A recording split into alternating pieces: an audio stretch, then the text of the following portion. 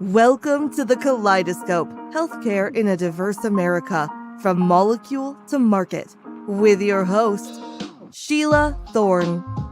Each episode highlights healthcare leaders and patients of color to discuss culturally, linguistically appropriate strategies and services.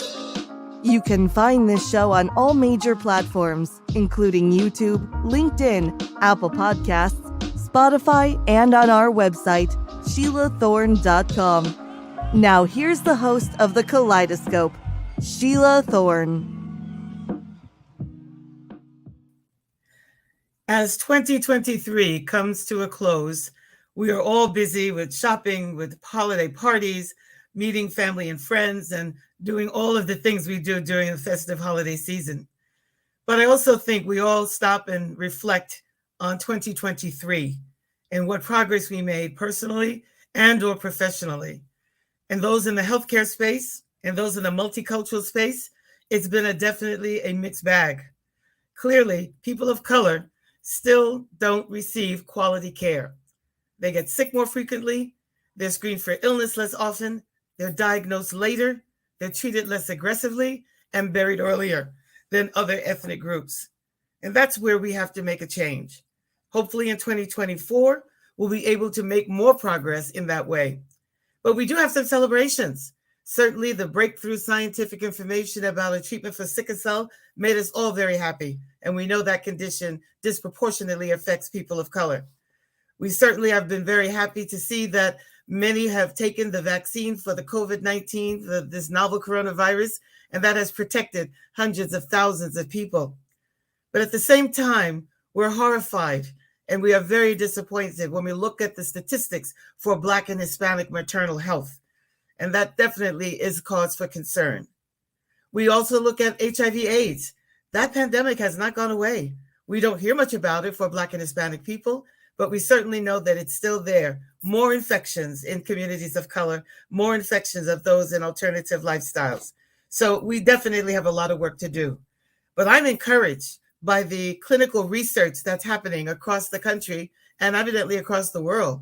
But specifically, what I and my team have been involved in is clinical protocols that are looking to include people of color, now more than ever before, in epilepsy, osteoarthritis, in lupus, and other disease states where they disproportionately affect communities of color.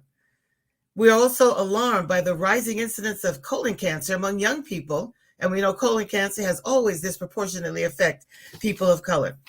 But the FDA has stepped up to the plate and has made a mandate to make sure that people of color are included in clinical research so that we are sure the drugs and devices and the regimens that are being developed are safe and effective in everybody.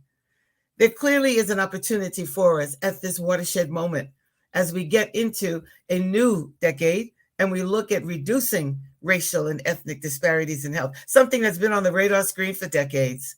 And we clearly at the Kaleidoscope want to make sure that you hear the perspective of people of color, because often their voices are not heard. Often their voices are dismissed. And clearly, as we go around the country educating people of color, Black, Hispanic, Asian, and Native American, we want to hear their voices. We want to know their patient journey. We are excited about the opportunities they have that we can go in community, educate, and empower people to take charge and control of their health. Policy enters into the picture because as we look at the trajectory from 1985 with the Malone-Heckler report to the unequal treatment report in 2002, to the plethora of studies that have been out there that make sure that you know, all of us know, that quality, affordable, accessible, culturally competent healthcare is not a privilege, it's a civil right. As a matter of fact, this past Saturday, my team and I were at the Malcolm X Dr. Betty Shabazz Educational Center in Harlem. And we were talking to Black and Hispanic mothers about protecting their children from RSV. It was a fantastic celebration. We had a Kwanzaa celebration after that. But what troubled us was a young Latina, a young mother who stood up and said to the group, how can I convince my doctor to listen to me? How can I convince my doctor not to dismiss me and to give me time?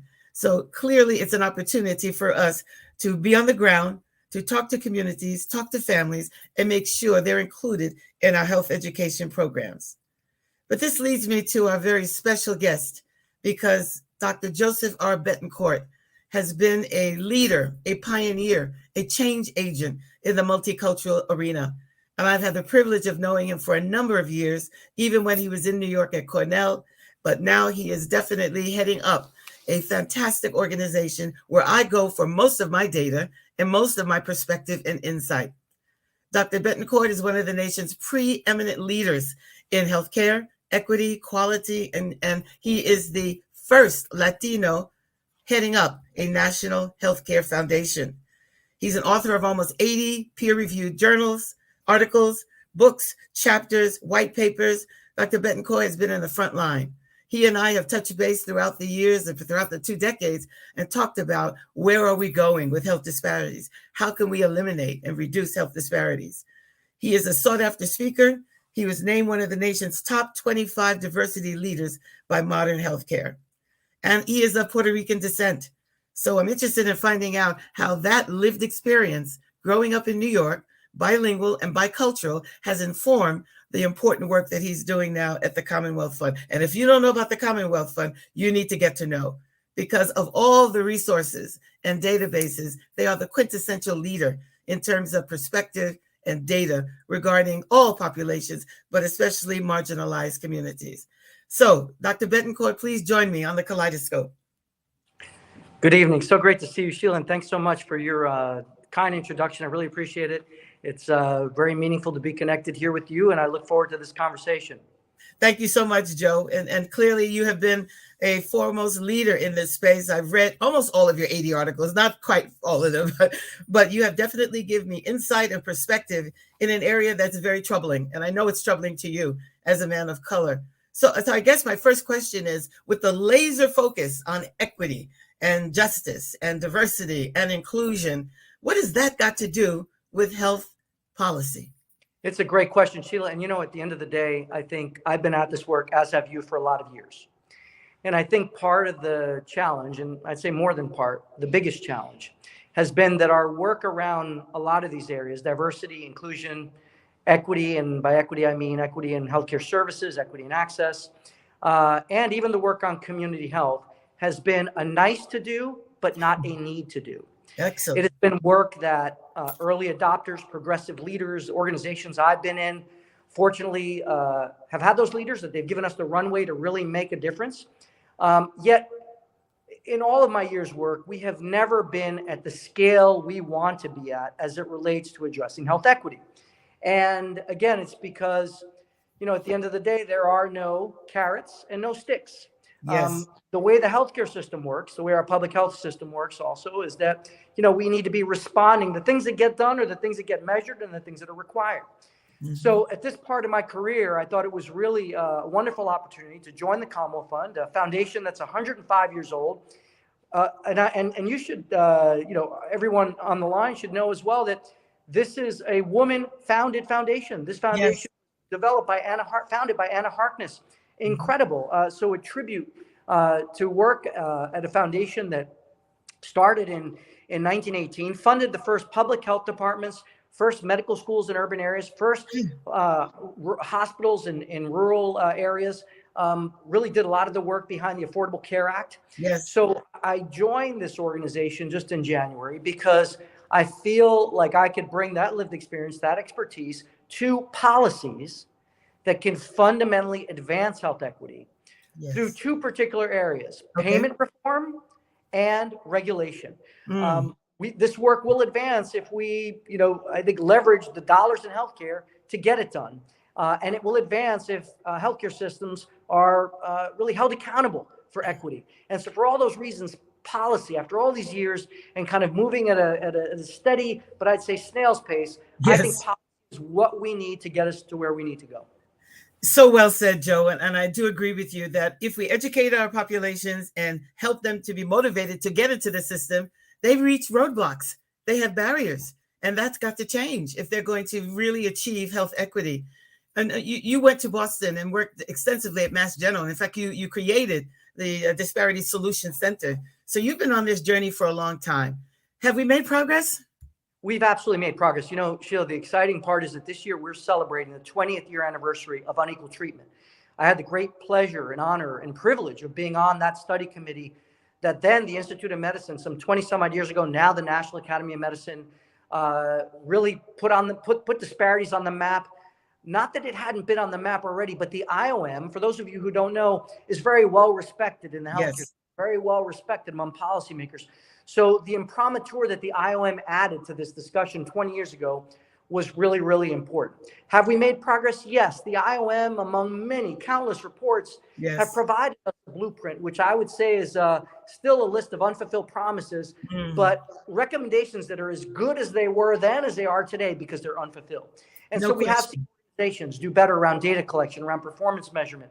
We have seen organizations do better around developing interventions, but it's the sustainability and scalability that have been missing. And so we have, I think, a buffet of great ideas and interventions, but until the healthcare system is able to finance them well, I think we won't get to where we want to go. And yes, there's no one suspect and no one solution. So we want patients to have information, to be activated. We need to do a lot around access. And I think there is a lot that we could do as we build towards that policy, but that policy, I think, will get us over the finish line. Yeah, no question about it. And don't you agree, Joe, that after the murder of George Floyd, after the COVID-19 coronavirus illuminated all these inequities and injustices, we're at that moment, aren't we, to really make a difference, to really turn the tide and move this forward. Now that it was at a snail's pace, we got to catch up. Yeah, there's no doubt. Look, for people like me, people like you, that was a tragic time.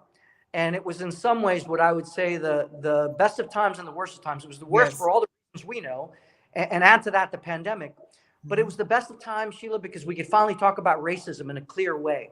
Amen. We could finally bring the energy that this work had long required, what I call the rigor of execution, not just, you know, let's do a little some here, a little some there, but goals, timelines, milestones, accountability.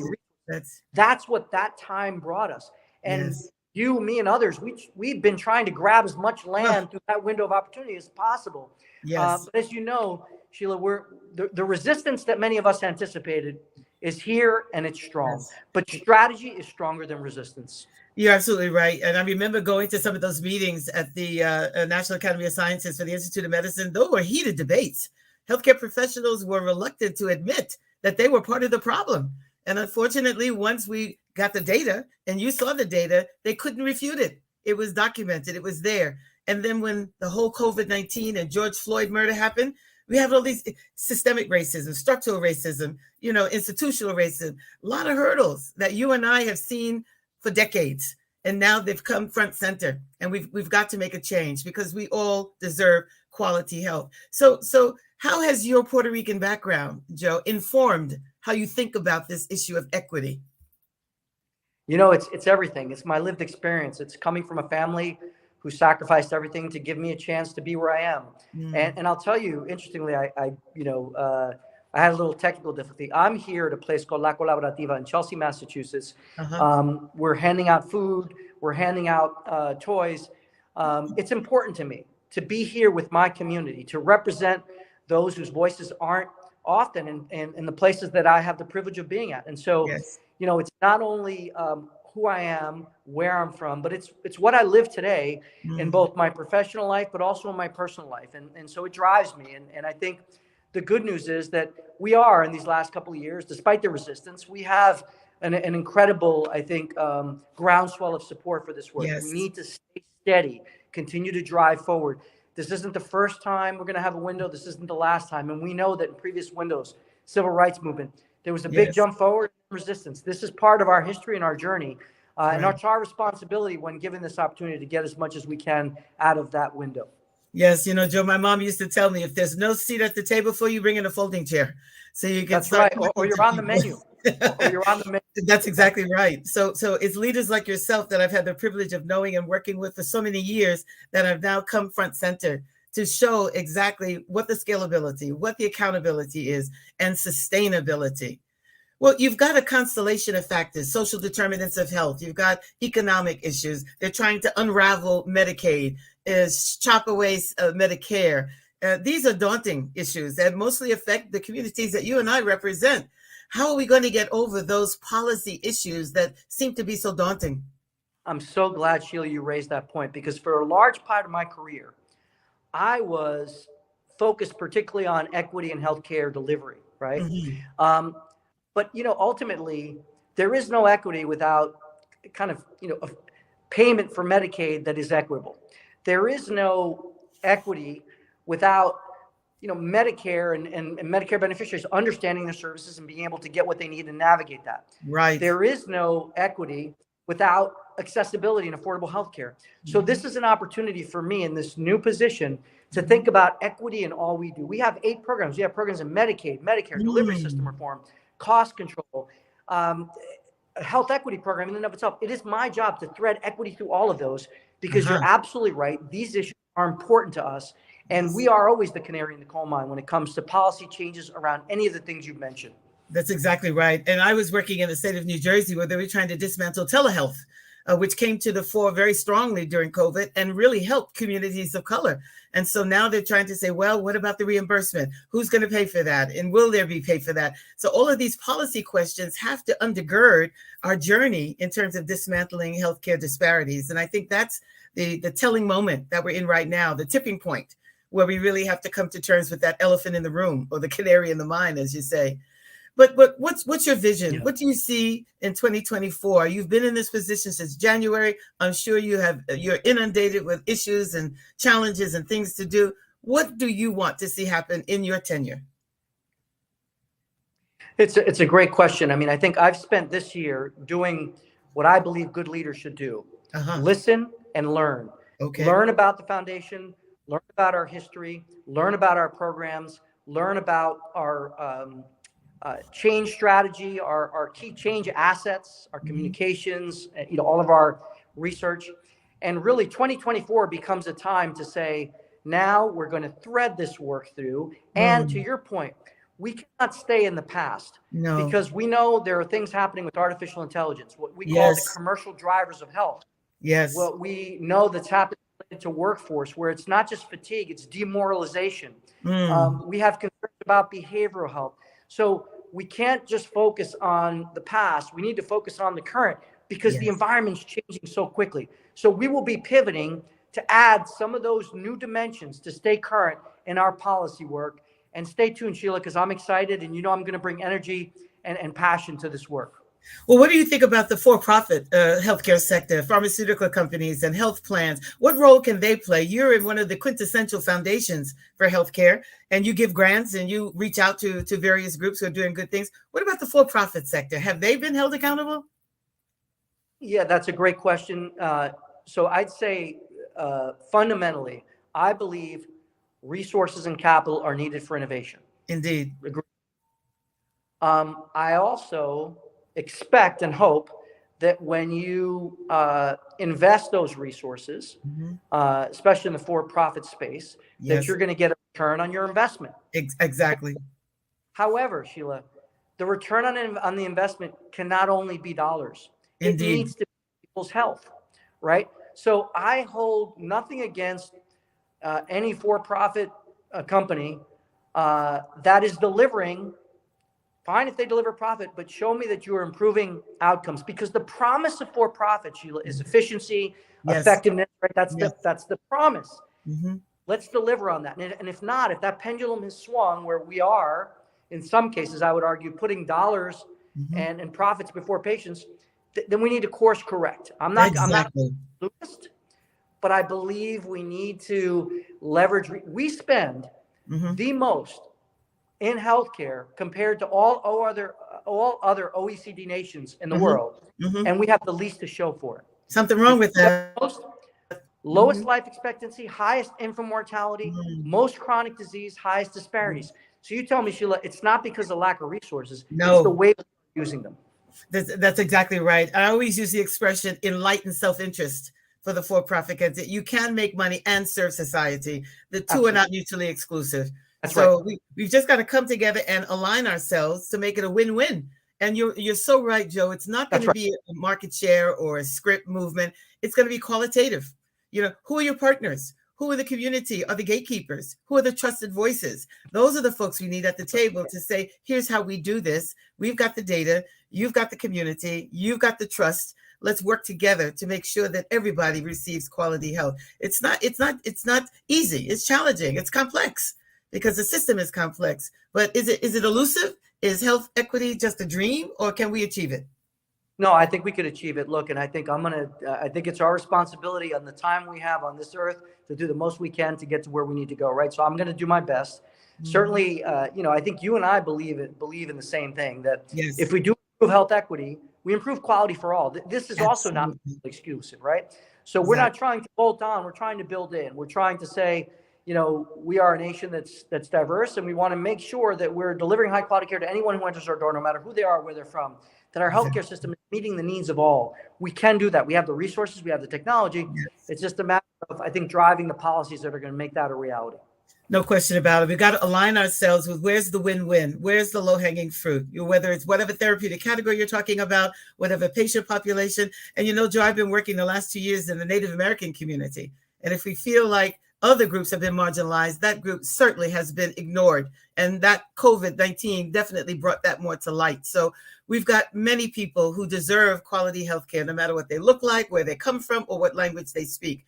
And we want everybody involved in this, not just people of color, but we want everybody, because if you can help the marginalized, you do help everybody. It doesn't, right. It's not difficult. So as you said, Joe, it's not just a nice thing to do anymore. We've got to do this. We are Americans. We all deserve quality health care. And I have to tell you, on behalf of all of the public health people that I know, when you were named president of the Commonwealth Fund, a loud shout of praise went up. We were so happy because of your experience, your expertise, your passion, your commitment. And I think back to the days at Cornell when I had the privilege of being a part of a workshop that you gave. And you remember we had dinner at a restaurant that wasn't too far away. Where's this thing going? How are we going to make this happen? And look where we are today. Look where you are today. And that makes me very proud, very happy. It's exciting, Sheila. And these relationships that are forged in kind of shared passion and commitment, they last forever. So when you call, I'm here for you. And I think these conversations, to me, not only are they inspiring, but they reiterate for me what a responsibility this is, and that when we reach positions, where we can have some additional impact and influence, every day matters, because every day our people, our patients are counting on us. So I'm all in for it, and I'm thankful, and I know that people like you and others are supportive of me, and that means the world to me. Well, thank you, Joe. And your leadership has been a quintessential importance to us, because your words, your demeanor, your data, and one of the papers that I absolutely remember was the one you gave on the explanatory model of getting health information from communities of color. Folks, if you're listening or viewing this and you haven't read that, you got to Google it. It's absolutely brilliant. And you come from that lived experience. That's what makes your work so rich and so important, because you're not just guessing. You're not just making this stuff up. You know this stuff. You've lived it. And so that's what's really important. I appreciate it. I think my philosophy passed down to me from my parents is, you lead, but you lead with humility. You lead with passion, dedication, but you lead with humility. And so, I think relationships, this work is so important. And, I'm excited to be able to do it and to really hopefully inspire others to join this movement, because I think we're in yet another chapter here. It is a movement. That's right. Yeah. And like Dr. Like, who is a friend of both of ours, has often said, cultural humility is really more important than cultural competency. Make room for difference, get over yourself, be comfortable, stretch your comfort zone. And he always uses the expression, I'm here to comfort the afflicted, but afflict the comfortable. That's right. A mentor and a friend. Absolutely. A wise man. We got to make good trouble. And I think we're poised for that. And the leaders around the country that have read your work and who know you are looking for that leadership. And we're there right with you, Joe. Whatever you need from the communities that I work in, Black, Latino, Asian, and Native American, wherever they are in the country, we look to the Commonwealth Fund to give us that strength, that data, that courage to speak truth to power. And all of the reports that come out keep saying the same thing. Quality, affordable, accessible, culturally competent healthcare is not a privilege, it's a civil right. That's what our fight is. I'm with you, Joe, and I'm very proud of you, to know you and to work with you. And I hope that this conversation will again reverberate in other sectors as well as we look forward to 2024. We're not going to go back, we got to go forward. So Dr. Joseph R. Betancourt, physician, health system leader, health disparities expert, researcher. I mean, you've got it all of what we need now to lead the charge. So we're going to be right beside you, and hopefully we'll add to whatever you want us to do to further promote health policy that is accessible. You remember when the Affordable Care Act was passed in 2010, there was a huge outcry, a lot of resistance to that. Now you try to take the Affordable Care Act away from folks and they get upset. They don't want to give it up. Right. I reflect a lot, Sheila, so you talk about what we can do. And, certainly I'd encourage everybody to get familiar with the Commonwealth Fund, get on our listserv, follow us, in the different social media. We provide a lot of good information. We'll want to hear engagement. And my abuela, my grandmother, always used to say, haz algo, which means do something. And if we all just do a little something, that's how movements are created. And so that's our call to action today. And I appreciate your friendship over the years, and excited. And I really enjoyed this conversation. Hopefully it was helpful, and hopefully those on the line enjoyed it as much as you and I did. Well, we'll keep you posted on how many joined and whether they had questions and where we go from here. And like your abuela, nothing about us without us. That's right. So we've got to be in the room in terms of setting the record straight in a professional, collaborative way, measurement, accountability, all of those things now kick in. We've got the resources. We have the data. We now have to make to action. Like what one of my friends says, we got to stop talking about it and be about it. Start doing about it. Yep. Yes, indeed. Well, Joe, I wish you happy holidays, you and your family, and all the best. And I look forward to connecting other times with you over the next coming years. Thank you so much. Thank you, Sheila. You take care. You too. Bye-bye. You've been tuning into the Kaleidoscope, Healthcare in a Diverse America, from Molecule to Market, with your host, Sheila Thorne. You can find more episodes on all the major platforms, including YouTube, LinkedIn, Apple Podcasts, Spotify, and on our website, SheilaThorne.com. Thank you for your positive reviews, comments, questions, and for sharing this show with others.